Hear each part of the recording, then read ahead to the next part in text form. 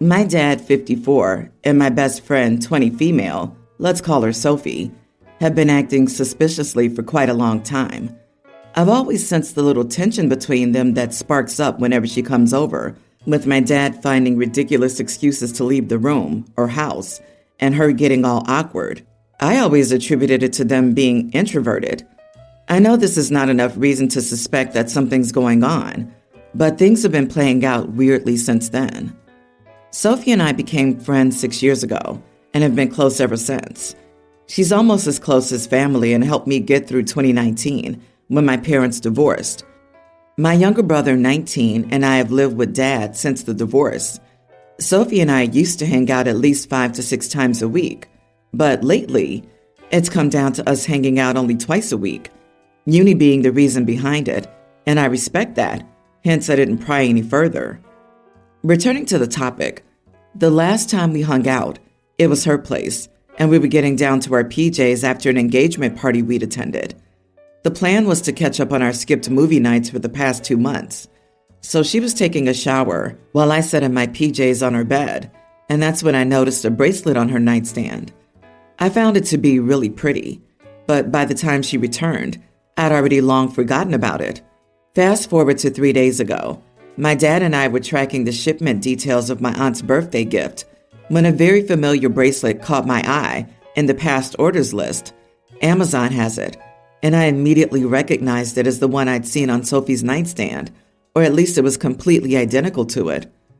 Another reason that fueled this very weird suspicion was when my dad abruptly canceled a family dinner about 2 months ago, calling it a work emergency. So we simply decided to reschedule it.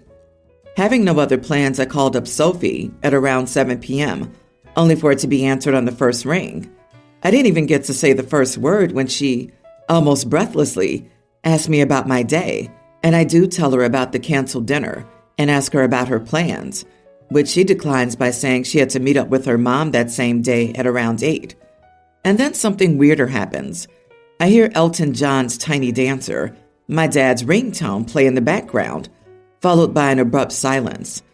All this happens while I sit beside my brother, who's just dialed Dad. I asked her about that sound, and she said it was probably the Google Home malfunctioning. I wish this were the only reason why I was suspicious of them. I invited Sophie to a family dinner with us about 2 weeks ago. My younger brother was bringing his longtime girlfriend, so my dad said it would be a good idea to see if Sophie wanted to join us too, which was odd, but I thought he just didn't want me to feel left out. I did end up inviting her, and she said she'd join us. My dad is always in charge of picking the restaurants, and this time he decided to pick out a new place a few miles from our neighborhood, and it coincidentally turned out to be the place Sophie was bugging me to go with her. I thought this was a lucky coincidence, but I still couldn't help but find it odd. Things got weird when my dad went on to order the food. I picked out a dish, and so did my brother and his girlfriend. Dad didn't wait for Sophie to say what she wanted to have and ordered a dish for her. She didn't seem to have a problem with it, which was crazy, because Sophie's a very picky eater, and it's kind of rude to order for someone without asking them. I confronted my dad then and there, and he said he didn't realize it and just took a lucky guess. Sophie seemed visibly tense and uncomfortable, just asking me to let it go. Since I didn't want to spoil everyone's mood, I didn't stretch it out further. I confronted Sophie about it yesterday and was met with an argument that included her denying all the claims and calling me crazy for even thinking about the possibility of it all. Still, she ended her sentence by saying, "Even if we were, how would that affect you in any way or form? I would still be your best friend and he your dad," which I didn't pay heed to in the heat of the argument, but that came back to me later in the day. Am I the idiot for jumping to conclusions? Or am I really going crazy? OP asked Dad, "Did you know Sophie's pregnant?" I don't know the father, but she seems really happy about having the child and marrying this guy. I can't believe I haven't met him yet. Ask him over dinner, see how far he sprays the potatoes. His response will probably tell you everything you need to know. This is brilliant. Also, OP should 100% start calling Sophie mom and tell her she's just practicing. I would have confronted your dad about it before your friend. Your friend is basically a dumb kid still. Your dad is grown up. He should be more responsible than to be having intimacy with his daughter's friend, who's 34 years his junior. The even if we were statement is an admission to me. I'm sorry this is happening, but I say trust your instinct. You're not crazy, and you're not the idiot. I would tell her the friendship is over. Your dad is screwing your best friend, who he's known as your friend since she was a teen. She's lying to you and dismissing what she knows to be a huge deal. Cut them both off. Their behavior is wrong. Background info. I, male 41, am a white American. My boyfriend, 38, is Moroccan and half black. His parents took a dislike to me the moment we met. We've been together for 2 years and he lives in America. The incident in question took place a few days ago. This is only my second time meeting his parents. His mother's been relatively quiet, but obviously feels the same as his father, who's on an all-out warpath. They think I'm a typical useless American party boy and not good enough for their son, who's an all-around goody two-shoes. They're wealthy government employees who think that they're contributing a lot to the world, unlike me. Now, it's important to note that I'm also wealthy, self-made, and high-ranking in my career, so I'm not attempting to get on any gravy train. My boyfriend and I are staying at their home in Morocco. The four of us sat down for dinner, cooked by their private chef. Everybody got a bowl of some Moroccan food that smelled good. I noticed that mine looked paler than the others and didn't have as much of a smell. I didn't comment at first, but then his father said outright, as if he was doing me a favor, that he told the chef to put a portion for me aside before she added any of the seasonings, because he thought that my palate wouldn't handle the spice well. I have no issue with spicy food. I could tell that my boyfriend was already uncomfortable, and he told his father that I could eat what they were eating. I managed to keep my cool despite being really angry and told him in no uncertain terms that I could handle spicy food. Next thing, he took my food and went back to the kitchen. When he returned, my food was a shade darker than everyone else's. I realized after the first bite that it wasn't just spicy, it was inedible. My boyfriend noticed my reaction and told his father off before telling me to stop eating it. But I didn't. I ate the darn food, and I've never in my life eaten anything like it. There must have been an entire bottle of crap in it. The pain. But I persevered, much to my boyfriend's protest. His father watched. I was sweating buckets, felt sick, and almost had an asthma attack. Another reason that my boyfriend was angry with me, because I put myself at risk, but I ate the whole bowl. Then I left the table victorious, but dying a death. Fast forward, I've been in bed for 3 days, still feel messed up and may not survive. My boyfriend says I should have been the bigger person, that there were no winners, that eating the whole bowl was as childish as his father for serving it, and that it harmed only me. He's been taking care of me, but he's also blaming me. I don't think I was the idiot, even if the last 3 days of our vacation have gone down the drain. Not the idiot, but yes, you did not need to prove a point and put your health clearly at risk. You should have thanked him graciously in the first place for trying to be considerate. But I get that you have your pride thing going on too and wanted it to be clear. You did not need to be babied. I question whether it is that you're a party boy or that you're a boy or that you're white. I'm unfamiliar with Moroccan customs, but I know there are a lot of countries where 2 men are still an issue and an issue for parents. Either way, you should apologize to your boyfriend and admit that allowing his father to get under your skin was foolish. Everyone's the idiot here, except the boyfriend, his family for playing stupid games, but also you for taking the petty road. Next time, be more gracious and tell them if they can't find it in their hearts to be a civil host to someone who loves and cares for their son as much as they do, then you'll decline the invite. Play crappy games, win crappy prizes. OP, are you dumb? You are the idiot here to yourself. You proved to his parents exactly how stupid you are. Father-in-law was crappy to do something like that, but why did you have to force yourself to eat the food? What point were you trying to prove here? Did it make you feel like a man to eat that food and then get sick after that? Have some self-respect for your body and health. Don't play these stupid games with anyone. If father-in-law pulls this crap again, just straight away, walk away from dinner. Update. This has come up a few times, so I'll address it here. My boyfriend's parents know he's gay, and they've accepted that. He is free to be himself in their home. I have apologized, and I'm forgiven.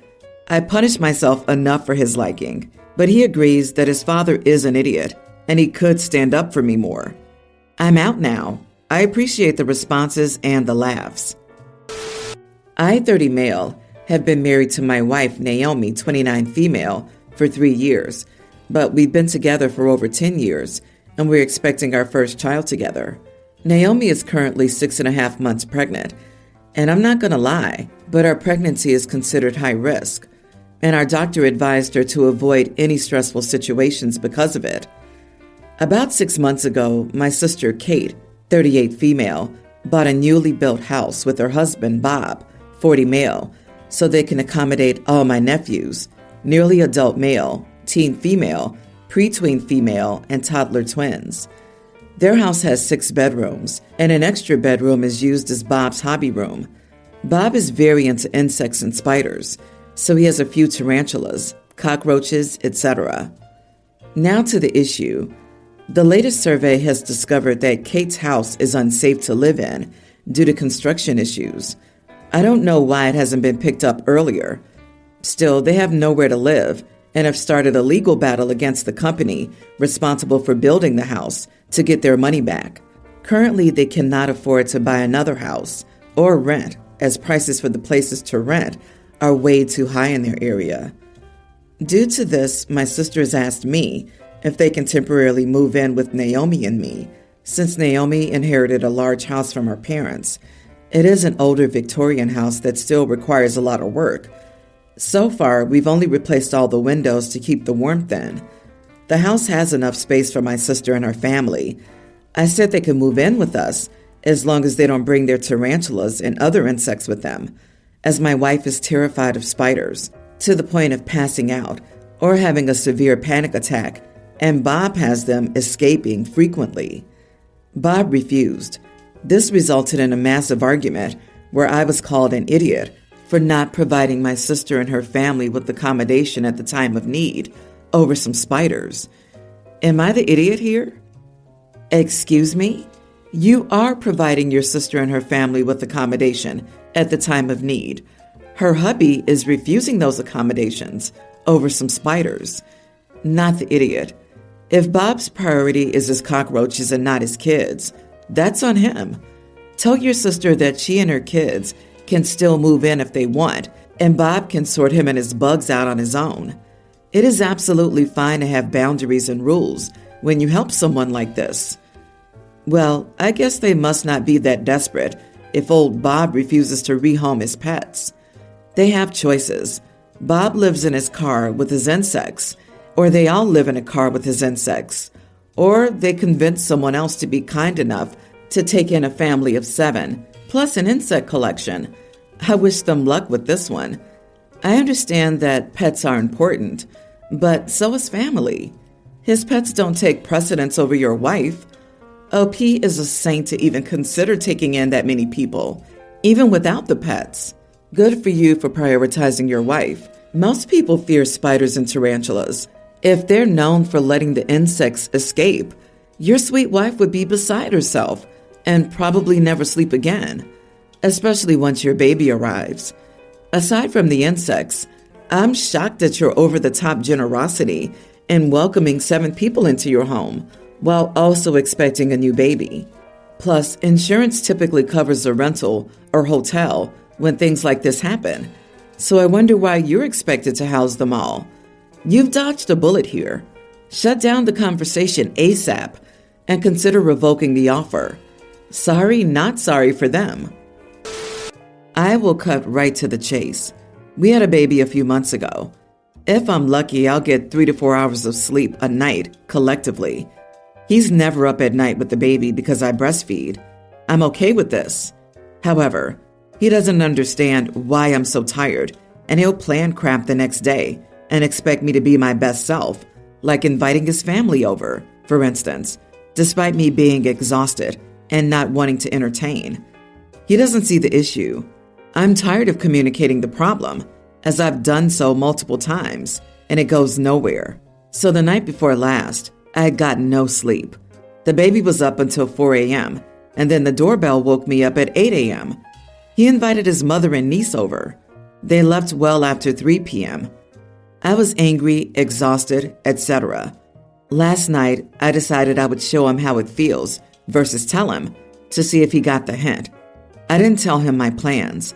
I kept him awake all night with the baby, all night. I intentionally kept passing her off to him whenever she got busy. She loves moving around. She fell asleep around 3 a.m. I invited my mother and siblings over. They arrived at 10 a.m. They left at 10 p.m., so 2.5 hours ago. My husband was drained all day, completely exhausted, irritated, etc. He kept asking me when my family was leaving so that he could relax and sleep. I didn't make them leave, however, because he never makes his family go. Once they did leave, he said, "That was so darn annoying. I'm exhausted." So I said, "Now you know how it feels. Maybe next time you'll listen to me." Now he's angry because I devised this plan against him, and he feels played. He says that I could have done anything else, and that this was ignorant and petty because he's had a migraine all day and needed to sleep, but was expected to entertain. And my family isn't as loud as yours. Am I the idiot? Edit. To clear up confusion, mother-in-law does not come over to see the baby or to help me in any way. She's held the baby maybe 4 times. One of your, "you're gonna spoil her if you hold her too much. Stick her in her crib and let her cry it out" types of person. She walks through the door, immediately follows my husband around and telling him how great he's doing all day. My daughter hardly knows this woman due to the lack of interaction even when she's here. So my daughter screams when she's remotely close to her. The only help she's given is clearing my leftovers out of the fridge and taking them home. Leftovers I plan to eat, mind you. So it's of no help, and it's irritating. It just makes my day worse. I do not trust to hand my baby over to mother-in-law or my husband when she's here because of her opinions on parenting. Crying it out is not okay with me, and she's tried pushing that on us several times. I also own my own company for everyone who tries to pull the "but do you work?" BS. What? Anyone who invites guests over at 8 a.m. is a top-grade idiot. Who does that? I think some people don't get things until they experience it for themselves. However, he needs to be responsible for entertaining the people he invites over. Excusing yourself and announcing to his guest that you're sorry, but the baby kept you up all night and you need to rest should be okay for you to say. The only help she's given is clearing my leftovers out of the fridge and taking them home with her. You don't have a mother-in-law problem. You have a husband problem. Your mother-in-law feels entitled to act like this because your husband lets her. It sounds like he's a complete mama's boy. Start just being completely blunt. Do not take my leftovers. And you all must leave now. I need some sleep. If she does it anyway after that, she's in direct contravention of the social contract. Hopefully, that's enough to stop her. If the husband gets annoyed, then he can sit on his annoyance and swivel. Start being so blunt and straightforward that the trash takes itself out. If they don't like it, then they can all screw off. So this never worked for me. Every time I tried to show my husband something by doing it back to him, after verbally asking 99 times, it just didn't compute, even while explaining it. It almost always got him twice as mad and still not understanding the original point. Because you're mom, you have super extra power and can do everything on no sleep. You can even do things while sick. He needs his rest and has a headache. I had a headache for about 7 years and it's gone now. Honey, divorce is also an option.